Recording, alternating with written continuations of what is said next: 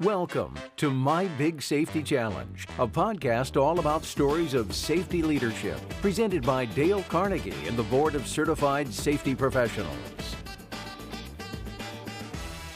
Shelley, today we have a special opportunity because Anthony was one of the first participants when we ran online Dale Carnegie class for the BCSP membership and all. And he was in that initial class that we did, so it's great to be reunited with him in this time.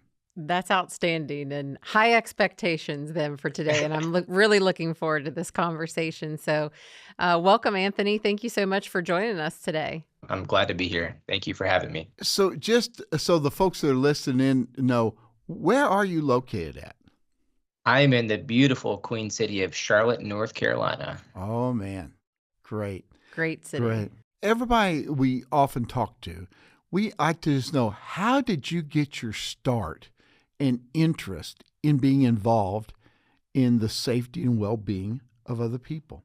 Yeah, so it's actually a pretty good story. I didn't choose the traditional path of safety. I actually was in school for construction management, so I got that itch. I grew up with a family that built homes, and so I knew I wanted to be in that arena. And it wasn't until after grad school, actually I was in grad school doing a co-op with a company in Washington, D.C. And funny story is I was told when you first got into this position, like, you have to document everything, like journal, take pictures, take videos. So I took that to heart. So it's a night shift. I'm out here.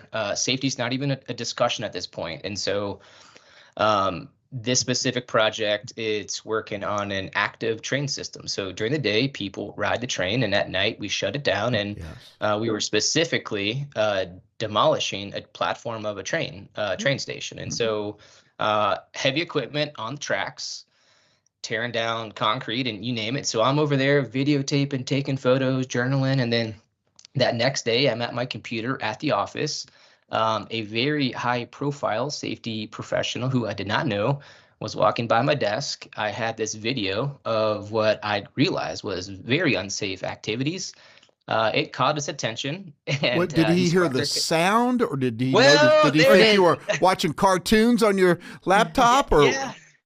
There was a lot of noise, Merle. There was some, tracks going up and down, and equipment that maybe shouldn't have been doing what it was doing. And so again, young Anthony had no idea that it was bad. And so he caught that video, and we had a conversation, and he walked away, and I was like, oh, that was a nice conversation. And then I got to the principal's office basically and was told, what are you doing? You can't do that. And I'm like, I don't know what I did. But through that moment, that high level safety professional who was just visiting the job site actually spoke very highly of me and was the one that encouraged me to join full time into the safety profession. So although my name was in the mouths of a lot of senior leadership professionals, it did lead to the start of me being in the safety profession. So very, very grateful for that opportunity. And isn't that fascinating? What you could call it a fluke or whatever I call it, but that was a stepping stone into getting you into your life's work. Yeah, Incredible. Absolutely. So how old were you then when you started this role? Oh boy. Approximately. I call it 22, 23 at the time. So what did the follow-up look like? Did you share the video? Did someone tell him, hey, we saw this young guy out here videoing everything? How did that all go down? And then I'll ask you a follow-up. Yeah, well, initially it was him seeing it, and then it was me getting brought into the project team's office, and it was like, hey, knucklehead, you should never share this stuff. And I was like, well, it wasn't my intention, but then it led to some pretty great, because I'm learning, right? And so I was asking all these questions, and I'm like, well, why does it do this, and why does it do that? And at the time I was thinking more of productivity and scheduling and more of the project management kind of route. And the more they were sharing, the more I was learning. And it was pretty much like, hey, what happens on this project needs to stay on the project. And so that was a lesson that I did learn very early on. But through those conversations, I got introduced to a whole new group of people that knew that I was not intentionally trying to do anything bad. I was just trying to learn and grow. So where did it go next? So you talked about how it really, the introduction to these individuals really were kind of your stepping stone, maybe into a future career. So what happened next after that?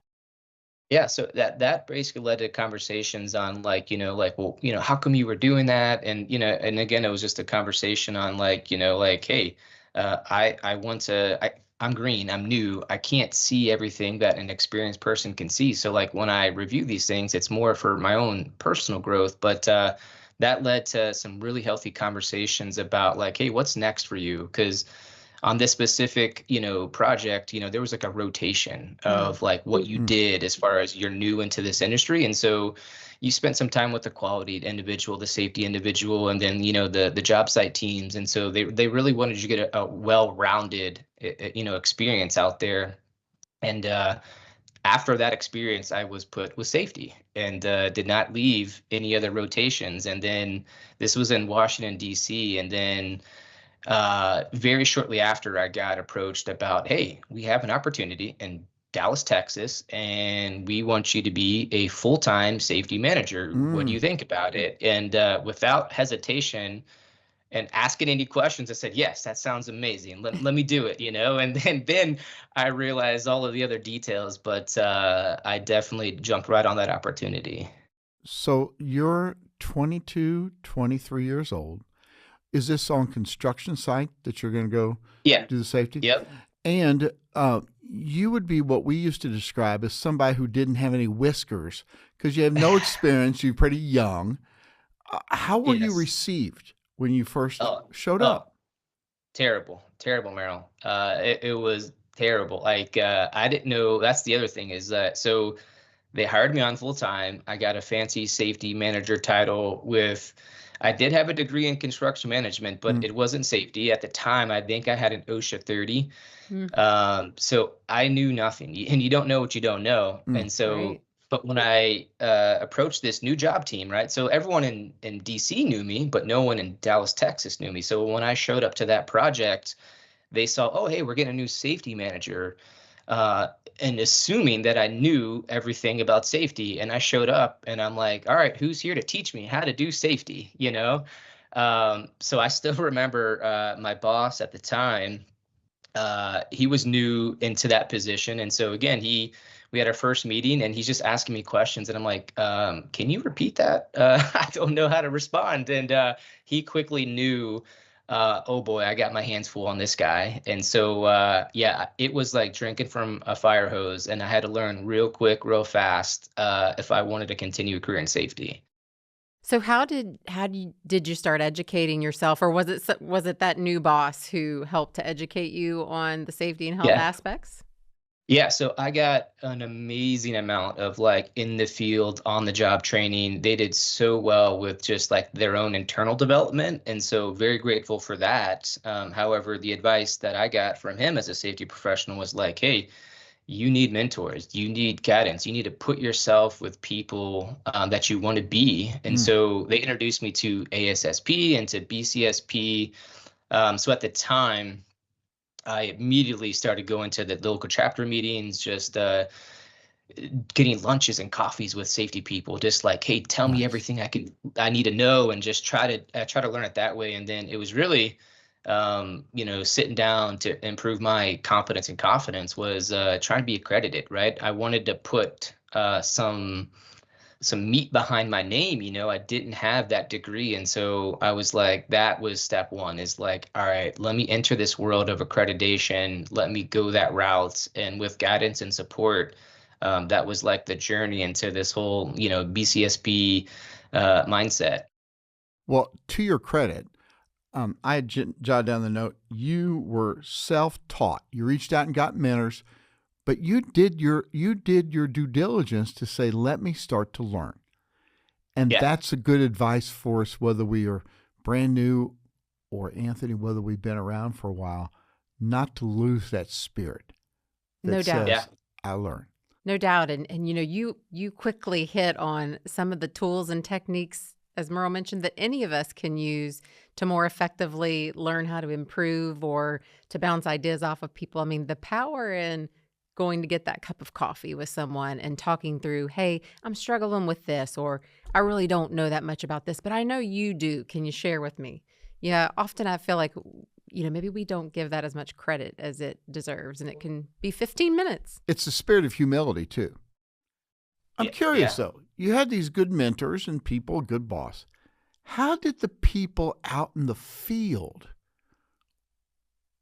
were you brash? Were you Oh man. inquisitive out Uh, there? Were you so authoritative? Were you? yeah, that's a good one. So let's start off with this, right? So I'm 38 right now, and I still look like I could be in college, right? So just me, many years ago, can't grow a beard.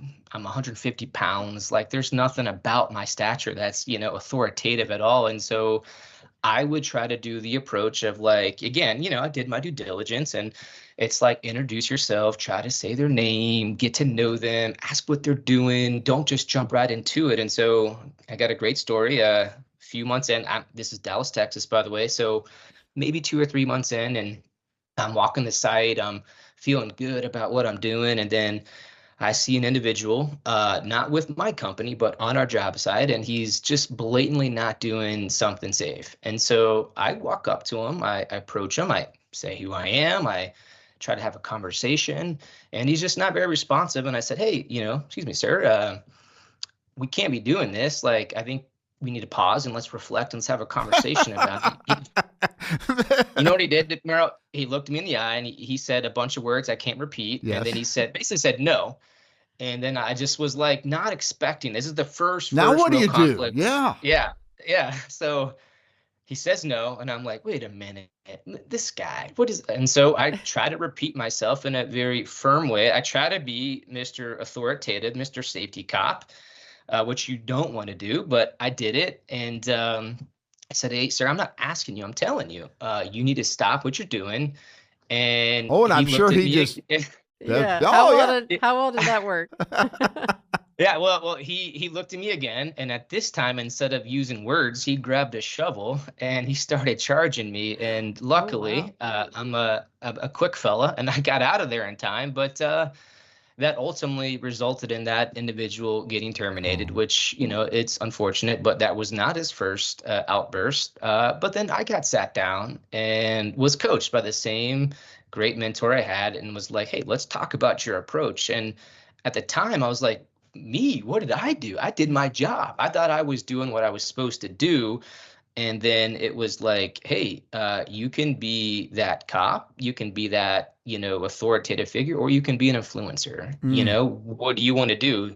And, and then again, knowing me and knowing my personality, he's like, a safety cop doesn't look good on you. You are the guy that can connect with people. And he's like, I highly recommend in the future, just connect with people. And if they don't listen to you, then maybe do a different approach. Maybe call someone to get your back, but don't put yourself in that position again. And so I took that to heart, and I'm glad I learned that, very early on in my career, because when I see it now, I always remember what I went through, and I politely do the same coaching and mentoring that happened to me to other people that I observe when I see that.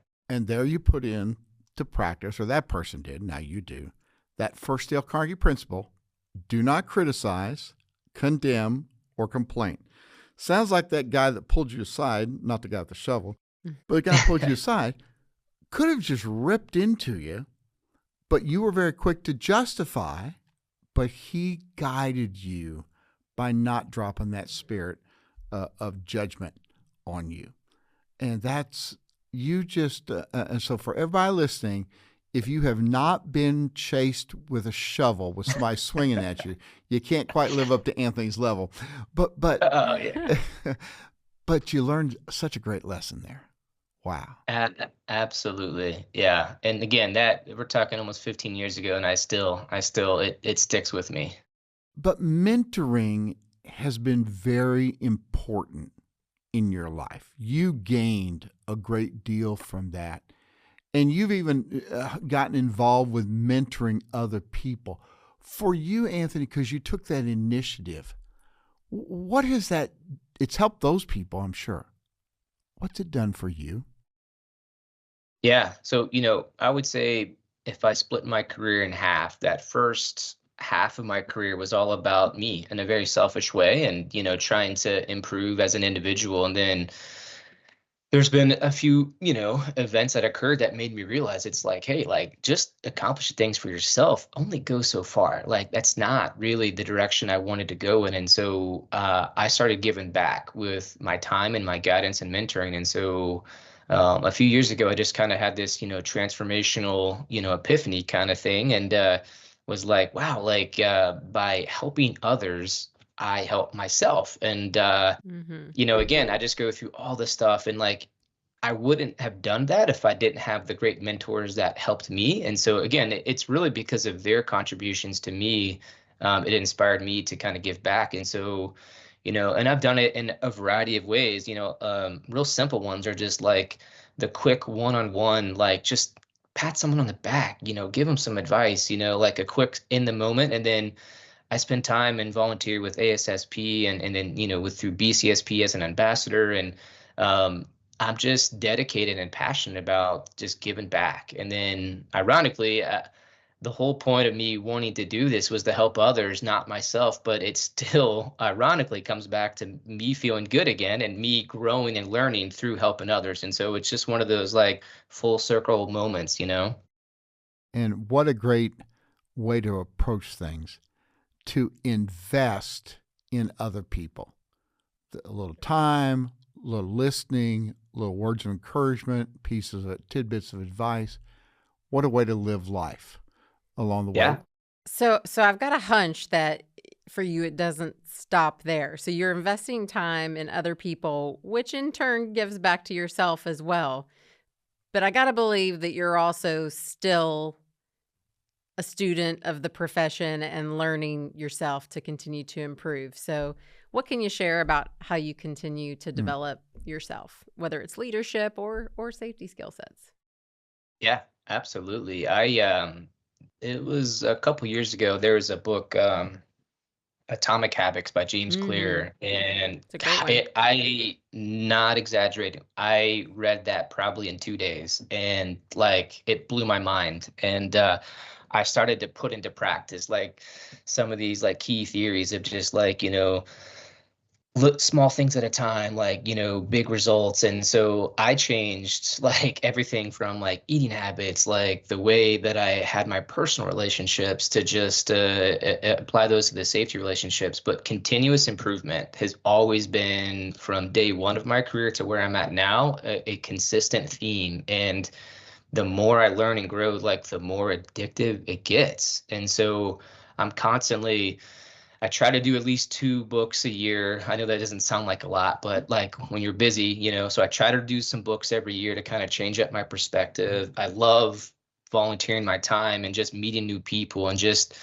asking questions and learning from people. So my current role as the VP of Strategic Partnerships, it's all about, either supporting our current clients. It's about, trying to make an impact in the community, whether it's with a job site or maybe a much larger focus. And so that requires like a very, very, very custom tailored approach, which means it's not a one size fit all scenario. So you have to get to know and learn about situations and scenarios, and then try to find ways to continuously enhance it just a little bit, right? Just a little bit of enhancement, whether it's, hey, on this job site, we did this, and on the next one, how about we just maybe tweak it a bit and, get other people's opinions, and like, let's put that all into practice. And so I just try to find very creative ways to just keep moving the needle in every aspect. And that value of, there you go back to another Carnegie principle where you're talking about trying to get other people's opinions and the like, is that principle of let the other person do a great deal of the talking. That's right. And so what have you found that does, again, for them when you say, what's your opinion on this, your idea, and what's it done for you? Yeah, yeah.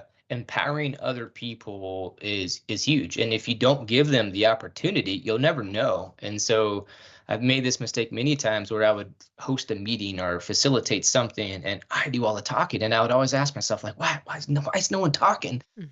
And it's like, well, because you're always talking, man. And so I find, there's certain things that I would do, like just to simply pause and like say, hey, what do you guys think about that? Like, what are your thoughts, and then just finding different ways to just encourage them. And then the more that they know that they're trusted and that their voice is heard, the more they come to you. And sometimes it's too much information, but I think that perfect combination of like that engagement and then the commitment from you to just actively listen and put into practice. So like that's a huge killer is if one of your teammates or someone gives you this idea, you empower them to do something and you don't do anything with it, it's going to go nowhere. And so you have to be very strategic with, if you ask their opinion and you get their opinion, do something with it, make them feel like they are heard and actually give them that praise. And then that just opens up more doors and builds a much stronger relationship. And then from there, the world's wide open and you just got to keep pushing it. So you mentioned relationships there. What's your perspective on how important relationships are to ultimately impact safety and health? It's everything. Like, I'm a good example. I have many initials behind my name, very technical background, but it doesn't matter how smart you are, how much you know.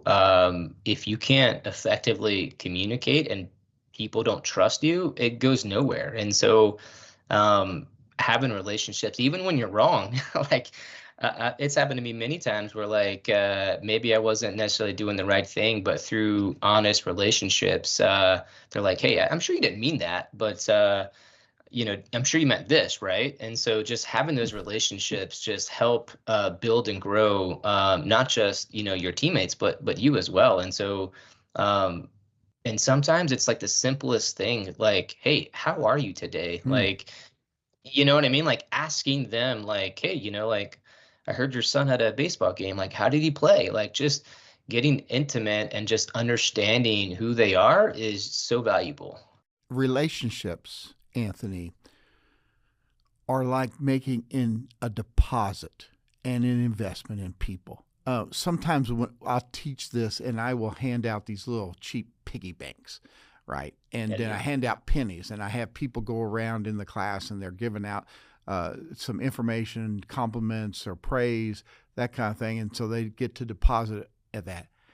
And when you're doing that, that's the deposit you're given to build the resource of trust, which when you goof up, like you said, you're not run on empty or being bankrupt. You got some wherewithal in there that makes such a difference. Yet sometimes we as safety professionals somehow overlook the value. And it's more than, hey, how's your weekend? That kind of, it's much more than that. Why do you think it's easy for us, or how do we overlook that idea of relationships and their value? Yeah, I think, depending on your industry, sometimes, there's just pressure and stress and, just you name it, things need to get done. And so sometimes I think whether you're new or, you're a seasoned professional out there, you get caught and sometimes you're in a rut, but not understanding and skipping out on the relationship side, it's detrimental to your success. And just being maybe authentic and just real genuine. Like I think if you're a safety professional, again, no matter what stage of your career, like this is a huge takeaway. I mean, if people know you genuinely care, like you're going to see a huge different perspective on like your approach. Like once they know you and they know that you really care, you can walk into a room and not say anything, and then you'll get approached. And if you don't, you walk into a room and no one's approaching you, that might be a good sign that you might want to change up, your approach. But like you mentioned, Merle, like these relationships are just so valuable. And there are many circumstances that can prevent that. And then maybe you don't always see eye to eye with someone. That doesn't mean that you don't care and respect them. And so finding ways to kind of move past conflict and just agreeing to disagree sometimes is the best thing you can do for those relationships. Yeah. And as you remember, we talked about that term, disagree agreeably. And it's, you show respect for the other person's opinion. You don't have to come out and say, dude, you are wrong. Right.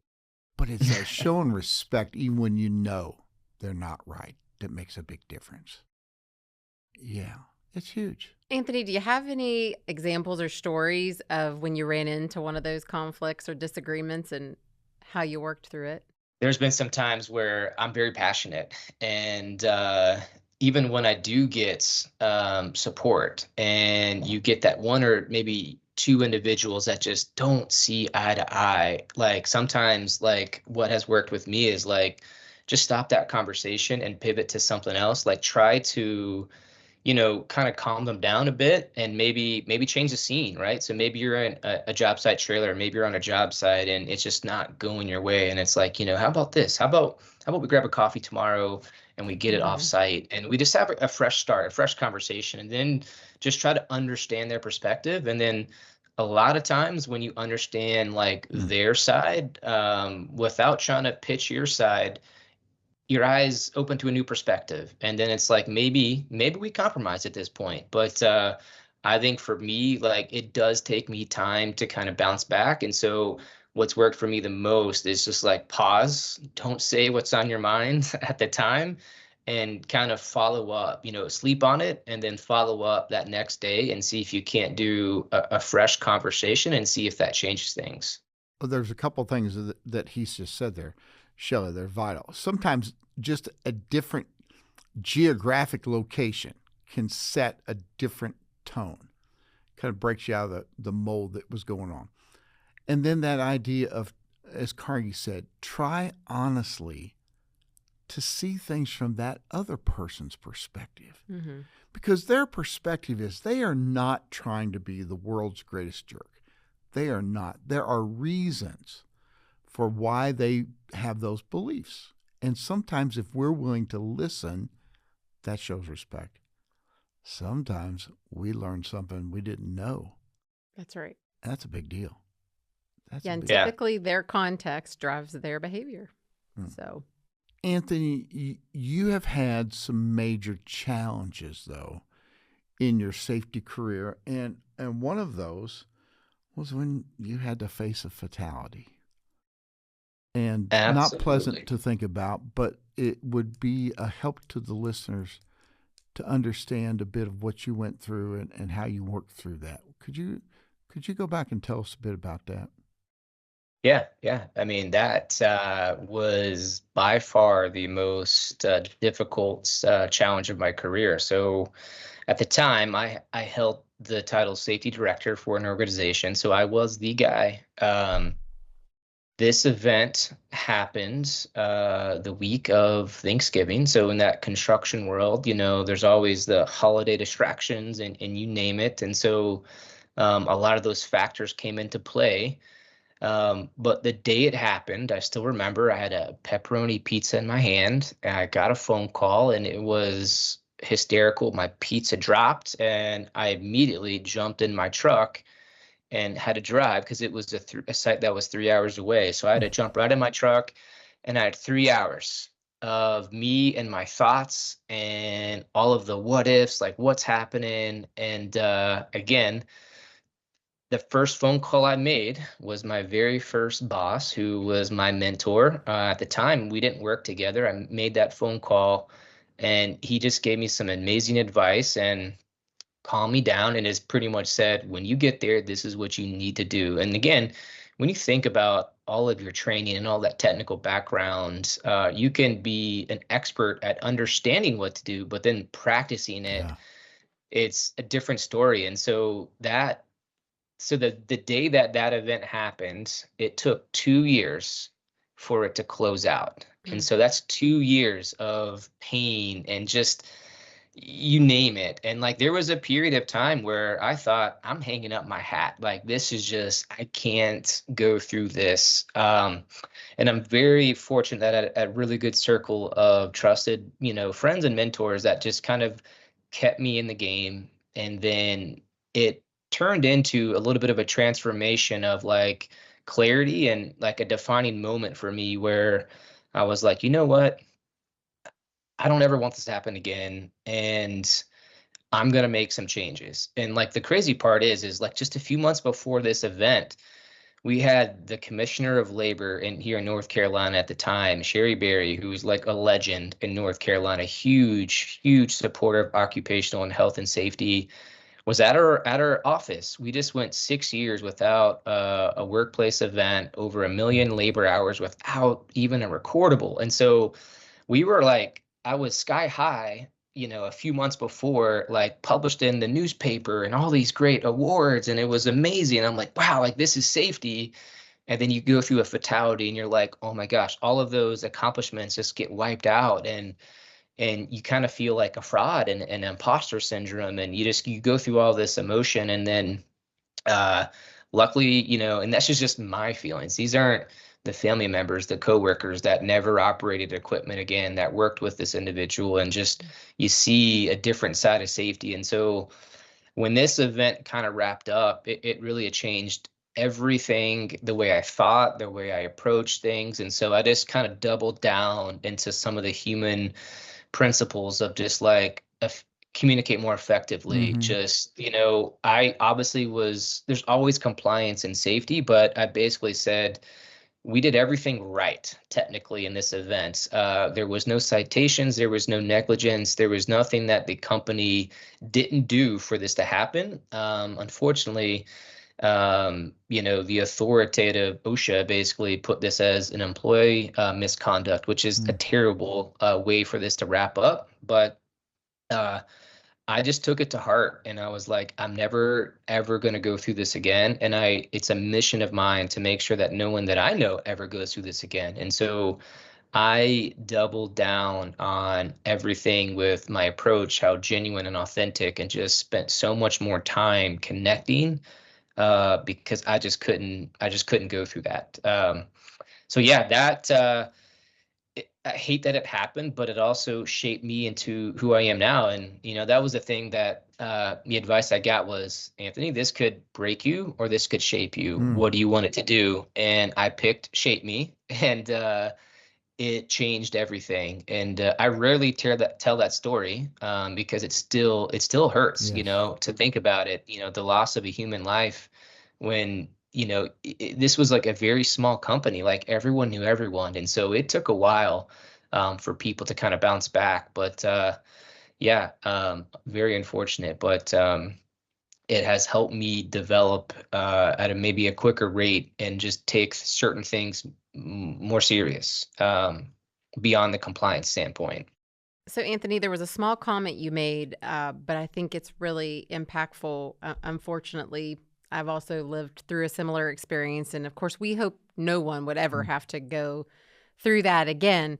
However, you mentioned making that phone call to another professional that maybe didn't work with you who gave you some advice. And, I would echo that that's really great advice, because when that happens, your emotions are so high. And even as you pointed out, you can know all the programs and processes and all of that. But once you're in that emotional state, you're likely not thinking clearly. So having someone who's not associated at all to be able to chime in and give you clear advice or guidance is so important to help you, guide through what comes next in those moments. Absolutely. That's, when I talk about mentoring, and whether it's me being a mentee or me mentoring, it's not always about like the technical stuff. I think the majority of conversations that I have now are about people being frustrated, like helping them see that, this is a temporary feeling, and that what it will get better. And so, because I had it happen to me, and I'm just so grateful for that. And so, and that's why I just like, it's on my mission to give back as much as I can. And it's not always hey, I don't understand this regulation. Mhm. It's, hey, I'm having a tough day. Like, how do I get out of this funk? And so that's the phone calls I love. And it's like, hey, you're a rock star, buddy. Like, you know, you can get out of this. And so helping other people is just, what I love to do. So we have a lot of young safety professionals who maybe they're getting ready to graduate in May or whenever, or they're heading out to their first job or early in their career. And, maybe they're going into the construction industry or whatever industry. But what advice would you give them on coming out to that first job site? Yeah. So document everything, journal your feelings every day. How was your day? Like, what are your top 3 things you want to accomplish? Like, get involved with local safety chapters, like find not just a mentor, find a group of people that can bring value to you. You may not know yet what kind of safety leader you want to be. You may be focusing on just have a job, yay, and so just finding people and then just being very vulnerable. Like, you need to speak your mind and just connect with people. And the sooner that you can do that, when it's genuine, don't force it, but when it's genuine, is like, I think that's the best advice you can get, is just connect with your people, be curious, ask questions, and just be open-minded. You don't know what you don't know. And then I found this out through my career. Like, I'm years into my career and I'm like, man, how did I survive my first couple years? I didn't know any of this stuff. And so just be open when you don't know something. Don't be the know-it-all, because people know when you're green, and they can smell it when you walk in the room. So just be curious and be open-minded. I love it. And what we just heard there was he is a hope giver. He gives hope to other people you mentor. And how many of us need that idea that, the sun is going to come back up tomorrow. Mm-hmm. The Yes. world is going to keep circling around, and just ride it through for a bit. Yeah. But that's the graduate study of life, of going through deep waters That's right. and then being able to pass it on to other people. So you're helping folks. That's what I often say to our team. I said, there's one thing for certain. This is going to come and it's going to go. So you just got And to time ride is it. going to pass. That's right. So you're an influencer. Now, sometimes it's very possible to spend your time and even say, am I really touching anybody's life? Is it really making a difference? But there are some glimpses you get at times. Could you just share with us a time that you believe you really made a difference for somebody? And we don't need to know the name. We're not trying to have that. But could you encourage us just to know about that? What happened Yeah. there? No, I think I have a specific person in mind. It's a couple years ago, I was teaching an OSHA 30 class, and none of the individuals in the class were safety professionals. They, all had different roles: superintendent, foreman, labor, whatever. And there was just one individual in this class that just was sharp, actually paying attention. They weren't sleeping, that they Woohoo! were engaged, asking questions. And that's like, as an instructor, it's like your dream. It's like, wow, they hear me, And so I have arrived. after, yeah. So after, it's a 4-day class, and, we break it up throughout a period of couple of weeks. And after that first day, I was like, wow, I made a note. I was like, this gentleman's fantastic. And then the next class was on point. And then after he finished that OSHA 30, I sat him down and I said, hey man, I see something in you that I think is pretty cool. What do you think about, testing out a safety path? And at the time, his role was foreman. And he was like, man, I didn't think I could do that. And I said, well, just interacting with you in this class, I could see it. And he's like, I'd love to try it. And then as soon as he gave me his word, I basically went a couple layers above him and gave his leadership team the heads up, like, hey, I'm taking him. I'm taking him. He's mine. I'm going to mentor him. He's under my wing. And, this was, almost 3 years ago. And every step along the way, it was just like little nuggets of just like, hey, I'm going to help you with this. And so he still held that role where he was boots in the ground, not as a safety person, but every month we had certain activities we would, learn together. We would do JHAs, we would do safety plans, we would do all these different things. Well, fast forward to, let's just call it this year. He is a full-time safety professional. He has the safety title. He is bilingual. He is so respected. People love him. And we constantly communicate. So I'm no longer with that company anymore.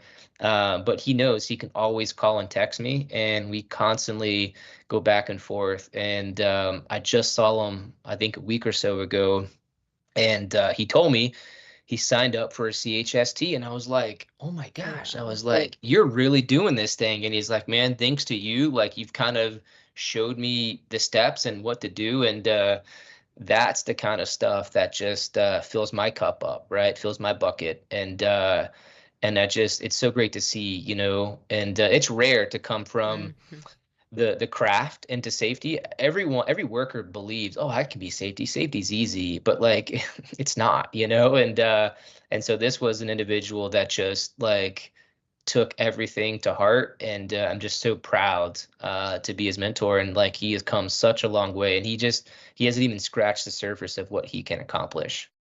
And part of what I heard you talking about there, and we hear a lot in the safety field, is just a care for people and investing in people. And, what do you think that describes you, Anthony, and, why you love this type of role so much is just your love of helping people?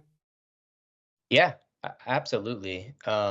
And everything I do, it doesn't matter if it's a training, if it's a job walk, if it's just a phone conversation, like helping others helps me. And like I love getting interns. I love getting people that don't know what they want to do yet in safety. Because like that's what I tell everyone. It's like, start out with what you think you want to do, but always say yes. If there's an opportunity, don't say no, because again, I started out in a position where like everyone thinks like a safety person has to be hard hat boots and you're at a location, but they don't see that eventually you could be a dedicated trainer, you could be a consultant, you could be an auditor. Like, the list of what you could accomplish in that safety world is unmatched. And so um everyone loves to think about the safety person as like, oh, the easy job, but Mm. there's definitely tough days, and sometimes you don't get praised and thanked.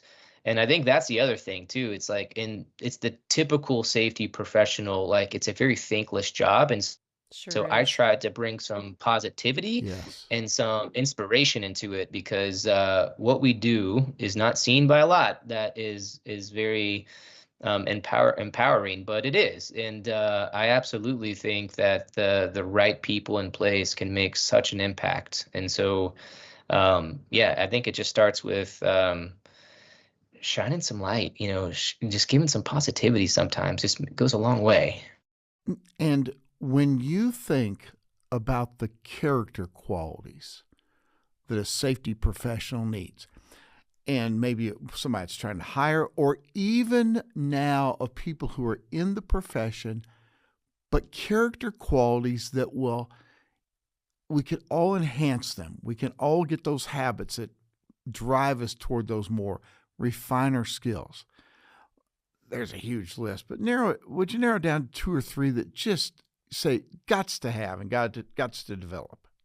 Yeah, I think maybe, top three would be, just comfortable in your own skin, like not taking things personal, like being able to communicate effectively, um, and just knowing when not to communicate sometimes, And so understanding that, and then just understanding that how you go to bed that night and you think you have a plan for the day.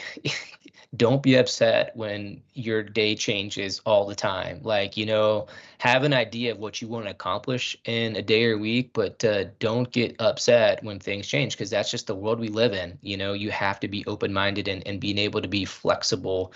So not taking things too personal. And then I think the last one would be just, again, I'm just going to go back to positivity. Like, man, like if you can have conversations or any task that you do, you can do it in a positive manner where like it just goes so much further, like than kind of the negative Nancy's out there Mm. that always want to criticize and just say, oh, that's not going to work. It's like, come on, man, let's give it a shot. So like, I think communication, positivity, and just, being flexible are just some great traits to have if you want to be successful. Mobile, That's agile. right. Yeah. There we go. Those are better Flexible. terms. Flexible. Able to pivot. Yes. In many, what you said there about positivity, oftentimes, unfortunately, some safety professionals get, because they have to seem like they have to correct often, they get in that rut. And therefore, people aren't really looking forward to them coming down their work aisle, or walking by their truck, or like,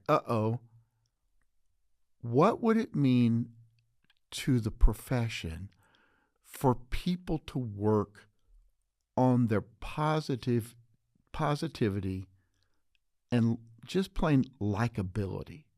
Is there a place for a safety professional to be a likable person? Well, I'm going to put this on record.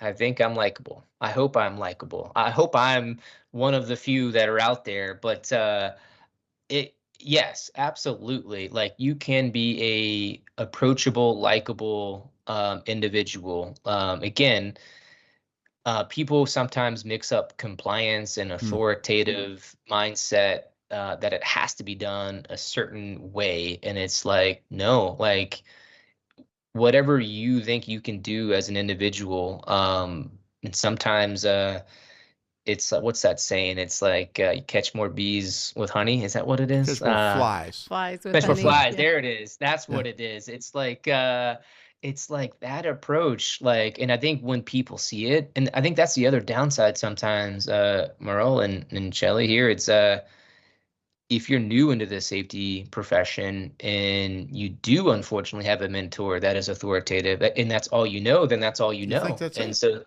yeah, and so that's why it's so important to get involved in other local safety chapters and other people, because don't get stuck on one means and method, because in my career I've had to evolve and change 100 different times, and like you have to constantly keep up with just understanding human principles, and just and some days, you might have a bad day. You might wake up and not be yourself. And those are days that you maybe need to recognize, maybe I'm not going to have a serious conversation with a worker today. Maybe I'm going to have a polite conversation, follow up the next day when maybe you're firing on all cylinders. And so being self-aware is huge as well. Mm-hmm.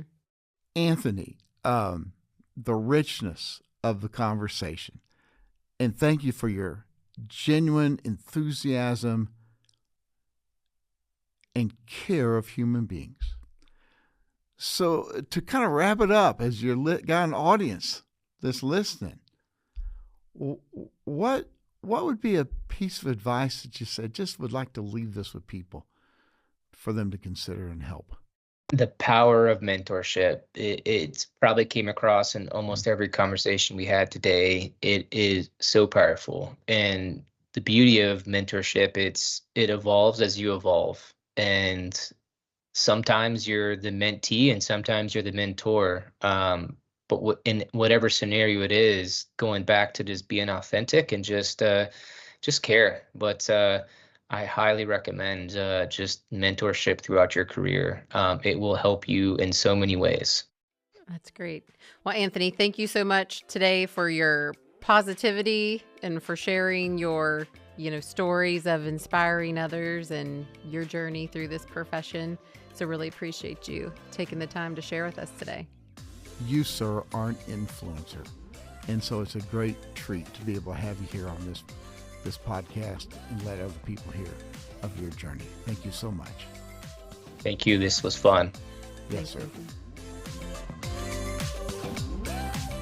Refreshment and refreshing is the word I would use to describe what we just heard. The spirit that loves life, loves people, is a giving person to build others. So refreshing. You know, it's hard not to be in a good mood or smile after chatting for a period of time with Anthony. And, you know, one of the things that I just loved that he spoke about and that you can tell means so much to him is the importance to him of inspiring others and helping to develop other people, and him realizing that by investing time in other people, it was also improving himself. Yes, and that others improve as we invest, they improve, and it comes back to us. And what a way to live life, because then the cycle starts all over again. Great way to live a life influencing others in safety. For sure. Thanks for listening to My Big Safety Challenge, a podcast produced in partnership by Dale Carnegie and BCSP, with your hosts Dale Carnegie Master Trainer Merle Heckman and Shelley Baber, EHS Director of Electrical Engineering Services and Systems Division at Eaton. Executive produced by Nathan Wilson. Produced by Joel Burgai. Directed by Giachi Liu. Edited by Jared Griot and Kyla Anderson. Editorial support from Brandon Mohaupt. Social media support from Braylon Morgan and Crystal Keithley. Consulting producers are Colin Brown and Mark Sullivan. To have new episodes delivered directly to you, please subscribe on Apple Podcasts, Spotify, or wherever fine podcasts are downloaded. If you'd like to share your story of a safety leadership challenge you faced, email us at info@mybigsafetychallenge.com. See you next time.